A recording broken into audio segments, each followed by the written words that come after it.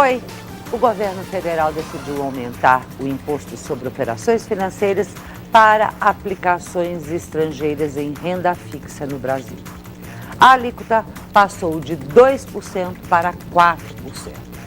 O objetivo, obviamente, a gente sabia, era segurar um pouquinho essa queda do dólar, que continua caindo mesmo assim. E é sobre isso que a gente vai conversar hoje. Imaginar quais as alternativas que se tem, se ainda podemos ter um efeito dessa elevação do IOF ou se outras medidas terão que ser tomadas para essa irrealidade que a gente está vivendo, na verdade não só no Brasil, mas no mundo das moedas. E é isso que a gente vai explorar bastante para informar a gente, o economista e professor da Fundação Getúlio Vargas, Evaldo Alves. Eu sou Fátima Tucci e quero a sua participação aqui no Economia e Negócios, um programa recheado de prestação de serviço para você, porque você encontra aqui as principais vagas de emprego no nosso mapa de emprego. Você também assiste a uma reportagem preparada pela nossa equipe. Portanto, não saia daí. Manda seu e-mail com perguntas e sugestões para economianegócios@recordnewstv.com.br. Valdo, além de te agradecer muitíssimo pela presença aqui, eu já quero provocar. E aí?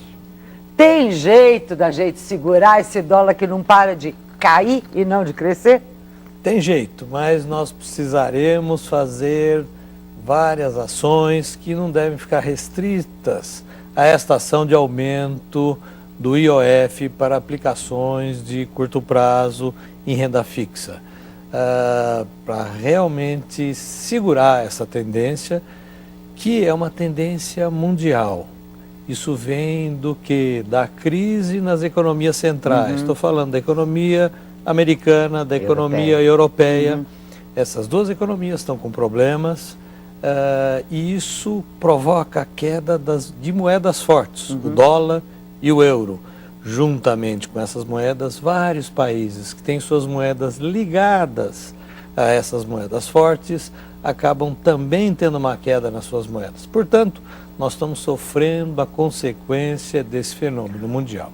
Uma coisa é o fenômeno deste, vamos dizer, depauperamento das próprias moedas, aquelas que a gente imagina, né? Nós dois aqui, há anos atrás, dólar, quando veio o euro era a coisa mais importante de guardar embaixo do colchão. Mas, enfim, de um lado a gente tem essa consequência que é essa perda de valor real por causa do enfraquecimento dessas economias. De outro, a gente tem várias outras coisas que eu queria ir te pegando item por item. Uma delas, uma irrealidade também de alguns mercados nas manobras, tipo China, tipo Japão, as moedas e as economias desses países frentes também não provoca um aprofundamento desse problema? Na verdade, está havendo uma turbulência, porque com esse fenômeno da crise mundial, os investidores, os grandes investidores, ficaram sem espaço ou perderam um pouco de espaço para investimento. Então, eles estão buscando o quê? Economias estáveis e que tenham perspectivas de crescimento. E aí que entra o Brasil. Nesse contexto, o Brasil apareceu no radar desses investidores. Não é somente o Brasil, outros países emergentes também estão sofrendo esse fenômeno de entrada maciça de capitais. É engraçado, a gente fala sofrendo, né? Se beneficiando de um lado, mas a gente já vai chegar nas consequências negativas por outro, né? Agora, se fala sofrendo dependendo do lado. Para quem está do lado de exportação, isso realmente é sofrer, porque as exportações têm maior dificuldade para efetivar as suas exportações para outros mercados. Obviamente que tem o lado da importação, por esta razão que muita gente está viajando, ficou mais barato viajar para o exterior, comprar coisas no exterior. Então, esses fenômenos de um lado e de outro acabam alterando a economia. E por esta razão que os governos começam a tomar aqui e ali algumas medidas, tentando corrigir isso. Eu estava recentemente num evento da Febraban e aí depois no meio do evento, alguém me falou assim: por que você fala tanto no seu programa de televisão dos investimentos não produtivos? E principalmente agora, em função, a gente está achando ótimo poder comprar coisa mais barata. A gente não queria a relação 1 para 1 do dólar real, etc. Falei, bom, primeiro, obviamente que você não é um exportador, né? Eu respondi a pessoa, não pode ser um exportador. Em segundo lugar, e aí é que eu queria entrar nessa outra observação, que você pudesse se alongar um pouquinho para nos explicar, que é com relação ao por que o Brasil é atrativo. Ele acaba sendo atrativo, porque é uma economia em crescimento, mas outra porque nossa rentabilidade é boa, não é? E isso é bom? Exatamente. Aí são dois fenômenos que o investidor estrangeiro gosta e que atrai o investidor estrangeiro. Primeiro é a nossa estabilidade. Nós estamos com uma estabilidade monetária e financeira já há longo tempo. Outra coisa é o crescimento, a possibilidade de crescimento. Mas em terceiro lugar vem aquele fato que você citou. A taxa de juros brasileira é muito atrativa. Eu vou pegar dois extremos, a nossa taxa de juros e a taxa de juros japonesa. A taxa de juros japonesa oscila entre 0,5% e 1% ao ano. A nossa, estou falando a Selic, que é a base, não é? 10,75%. Portanto, ou isso ao mês, né? Ou mesmo do Japão anual, mensal, né? Então, vale a pena para alguém lá no Japão, só para citar um exemplo, emprestar dinheiro e aplicar aqui, que vai pagar o empréstimo e ainda vai sobrar muito recurso. Então, o Brasil é muito atrativo a esses investimentos especulativos. Portanto, está óbvia a solução. Uma das soluções seria diminuir a nossa taxa de juros. Aí é onde eu quero que você pare, porque a gente vai se alongar muito. Isso vai ficar para o próximo bloco. Como diminuir? Primeiro, por que isso é ruim? E aí você tem que explicar para o nosso telespectador, para mim mesmo, para eu entender direitinho. Segundo, como baixar a taxa de juros. Mas só lembrando a você, telespectador, que quando a gente fala de uma correlação não real entre uma moeda e outra, a gente está falando que fica mais atrativo, por exemplo, comprar coisas de outro país. E o que isso afeta o Brasil? Diretamente afeta emprego. Hoje a gente está com uma empregabilidade super boa e é isso que a gente quer continuar oferecendo.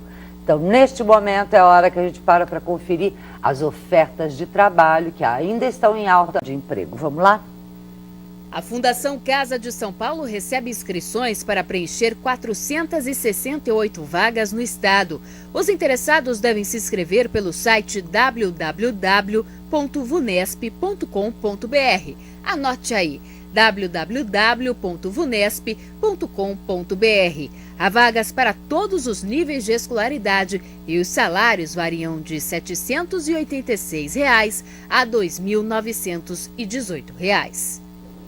Pois é, a gente já deu essa conferida no emprego e a gente quer que ele continue em alta. Portanto, no segundo bloco agora nós vamos ver como o Brasil pode manter o crescimento, mas baixando os juros para não ser atrativo sob a ótica do investimento especulativo.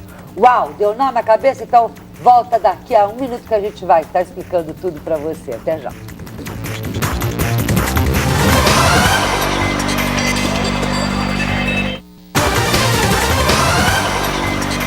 Economia e Negócios de volta na nossa conversa com o economista e professor da Fundação Getúlio Vargas, Evaldo Alves. Nós estamos falando de como evitar investimentos especulativos, aqueles que vêm para ficar um tempinho só aqui, pega a nossa taxa de juros e volta correndo para algum lugar. Segundo, temos que baixar os juros. Como? Houve já um esforço no sentido de baixar a taxa de juros, mas ainda a nossa taxa de juros ela é muito alta. E se controla os juros aqui sempre olhando o lado inflação, é um mecanismo de controle da inflação. Mas, na verdade, o caminho para que a gente resolva o problema de taxa de juros e inflação é atraindo investimentos produtivos. Está faltando...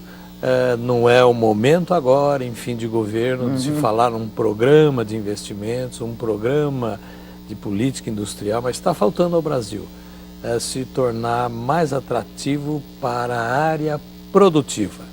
e não apenas para o Mesmo capital com tudo especulativo. que a gente tinha, que a gente não pode entrar muito aqui em detalhes neste momento ainda de eleição de segundo turno, senão parece que a gente está fazendo campanha para um ou para outro, mas de qualquer forma, todo o esforço feito nos apontados, tipo desde PAC da vida, essa coisa, na sua opinião, não mostrou ao mercado externo ainda a vantagem para ele investir e ficar aqui, é isso? Exatamente. Nós temos que atrair investimentos, porque atraindo investimento, trazendo investidor para ampliar a empresa, trazer equipamento, eu vou ter gente demandando dólar, querendo comprar dólar, ao invés de querer comprar o real especulativo. Isso equilibra a taxa de juros e, de outro lado, possibilita o quê?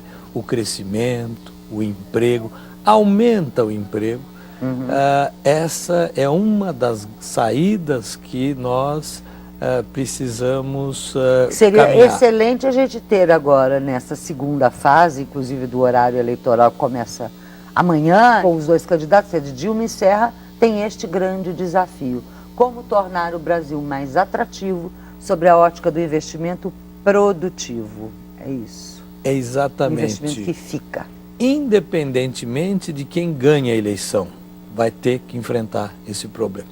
Tornar o sistema produtivo brasileiro mais atrativo. Veja se eu estou muito errada numa questão que vários economistas colocam aqui, empresário normalmente coloca, mas sob a ótica muito de crítica. O economista coloca sob a ótica de observação do have to do, que tem que fazer, né? E uma das coisas que para podermos contornar essa questão dos juros, temos que pensar antes no que se gasta, não no que se arrecada, e portanto temos que pensar nos gastos do governo. E portanto este também seria o novo desafio de um dos dois que viesse a assumir, é isso? Certamente, a questão do déficit público, os gastos do governo tem que ser controlado para tornar a economia brasileira mais produtiva, o governo deixar de ser um peso, um fardo para a sociedade e passar a investir como já fez no passado lá atrás. Outra coisa que é importante, e essa lição de casa, qualquer que seja o governo que venha a assumir, ou um ou outro, vai ter que tornar a plataforma produtiva brasileira mais amigável para os investimentos. O que é isso? Nós temos um potencial enorme de crescimento, mas temos um sistema extremamente burocrático, regulamentado, complicado. Então nós temos um potencial enorme. Desburocratização, a palavra que a gente tinha desde, sei lá, 6 governos atrás e não fizemos nada, só complicamos. Exatamente. Então o Brasil, ele tem um potencial, ninguém duvida disso, é desnecessário discutir isso. Tem um potencial enorme, mas é muito complicado para o investidor externo vir aqui. Tem um detalhe que pouca gente está notando. Na mídia sempre nós temos o volume de investimentos estrangeiros entrando no Brasil, investimentos produtivos, isso é saudável, que anda em torno dos 20 bilhões de dólares anuais. Isso é saudável, isso é bom, é quem está investindo na economia para o crescimento. Essa legislação que foi aplicada aí não atinge esses investimentos. E nem é para atingir, não né? É para atingir, é bom que não atinja. Só que tem um detalhe, já está acontecendo no Brasil um dado que é bom se prestar atenção. Muito empresário brasileiro, capitalista brasileiro, está indo lá fora porque é mais fácil, é mais rentável, é menos complicado. Portanto, esse é o desafio que não é tão difícil, não custa muito dinheiro, mas precisa se modificar o sistema burocrático. Custa mais vontade política do que dinheiro. Recurso. Mas eu quero voltar a essa questão porque uma das coisas que tem sido apontadas como muito positiva é a chamada internacionalização das empresas brasileiras. Então, eu queria entender a diferença que você faz entre a internacionalização e essa chamada evasão do empresário brasileiro, que você vai me explicar logo depois de um intervalo.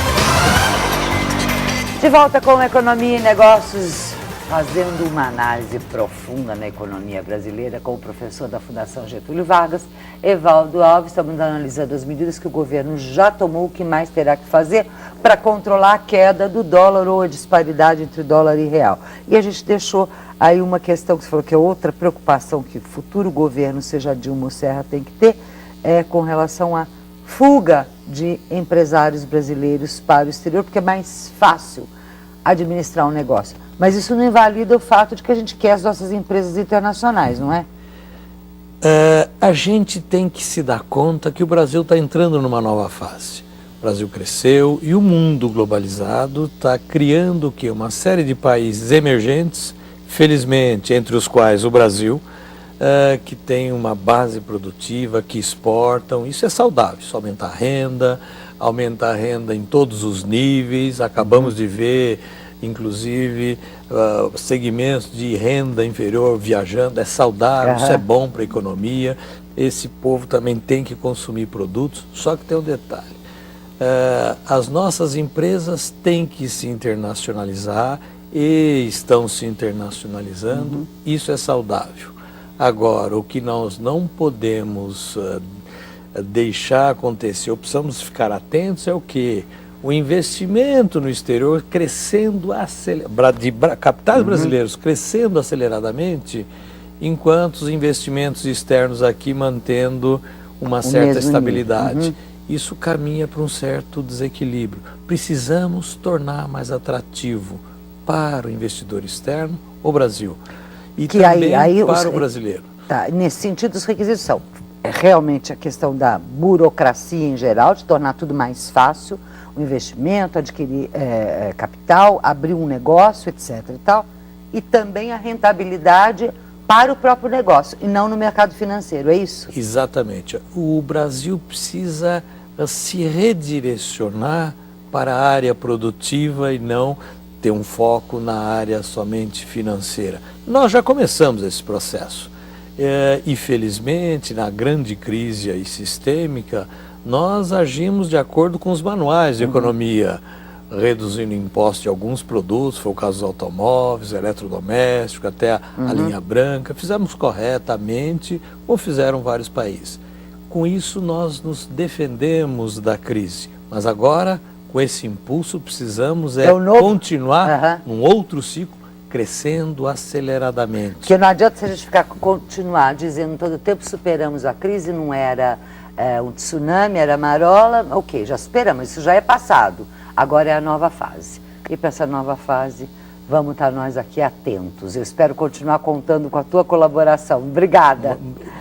Obrigada a você também que esteve nos acompanhando. A gente fica por aqui, mas você sabe, encontro marcado conosco todas as noites, às 20 horas, e o tempo inteiro ligado na Record News, jornalismo 24 horas de plantão.